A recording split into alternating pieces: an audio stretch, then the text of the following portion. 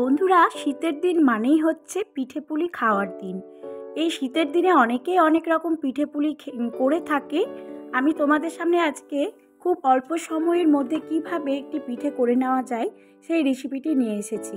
Welcome back to my channel Pratima Jagat. আমি প্রতিমা চলে এসেছি একটি নতুন রেসিপি নিয়ে। আজকে তোমাদের সামনে করে দেখাবো সুজির খুব নরম তুলতুলে একটি পিঠে। এর জন্য ফ্রাই প্যানের মধ্যে আমি নিয়ে নিলাম 1 চামচ পরিমাণ ঘি।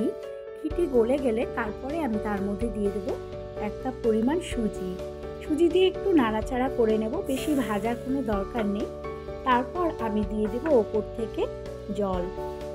আমি 1 কাপ পরিমাণ জল দিলাম, পরে যদি জল লাগে তাহলে কিন্তু আরেকটু অ্যাড করে নেব। জল দিয়ে একটু ফুটিয়ে নিতে হবে।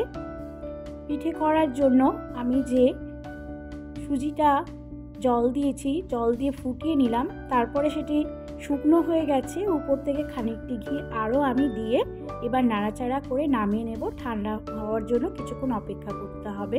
তার মাঝে আমি পুর করে নেব।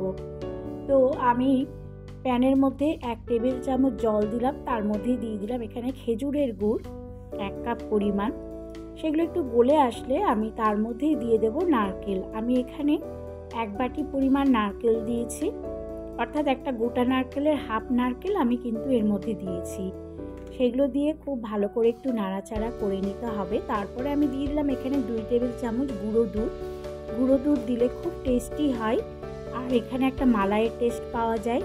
অনেকে ক্ষীর অ্যাড করে, কিন্তু আমি এখানে ক্ষীর না দিয়ে গুঁড়ো দুধ দিলাম। খুব অল্প সময়ের মধ্যে যেহেতু আমি পিঠেটি করব, তাই ক্ষীর করার মতো সময় আমার হাতে নেই, তাই আমি গুঁড়ো দুধ দিলাম। উপর থেকে আমি দিয়ে দিলাম এখানে কাজু বাদাম কুচি আর দিয়ে দিলাম কিশমিশ কুচি। তারপরে পুরটা আমার রেডি হয়ে গেছে, আমি নামিয়ে নিলাম। এইবার আমি যে সুজি তৈরি করে রেখেছিলাম রান্না করে, সেটিকে একটু হাত দিয়ে খুব ভালো করে ম্যাশ করে নেব।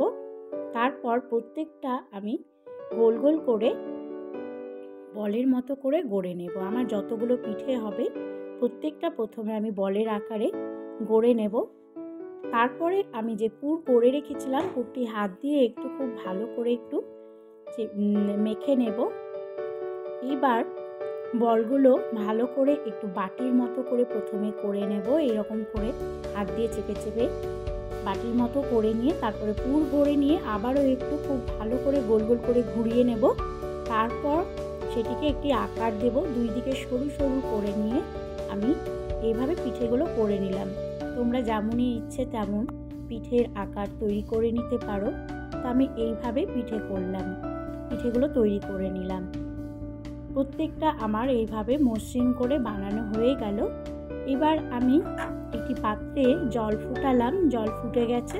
উপরে একটি চালনির মতো আমি দিয়ে দিলাম, ছিদ্র করা আছে। তার উপর আমি পিঠেগুলো প্রত্যেকটি একে একে বসিয়ে দেব। আমার এখানে যতগুলো পিঠে হয়েছিল আমি একবারেই করে নেব, বেশি হলে দুবারে করতে হবে। এবার উপর থেকে আমি একটি কাচের ঢাকনা দিয়ে ঢেকে দিলাম। মোটামুটি 20 মিনিট অপেক্ষা করতে হবে, তারপরে কিন্তু আমার এগুলো পিঠে একেবারে হয়ে যাবে। তো 20 মিনিট পর আমি ফিরে এলাম, পিঠেগুলো আমার হয়ে গেছে। প্রত্যেকটি পিঠে আমি এইভাবে একে একে নামিয়ে নেব। বন্ধুরা, এইভাবে অল্প সময়ের মধ্যে কিন্তু করে নিতে পারো সুজির এই অসাধারণ নরম তুলতুলে পিঠে।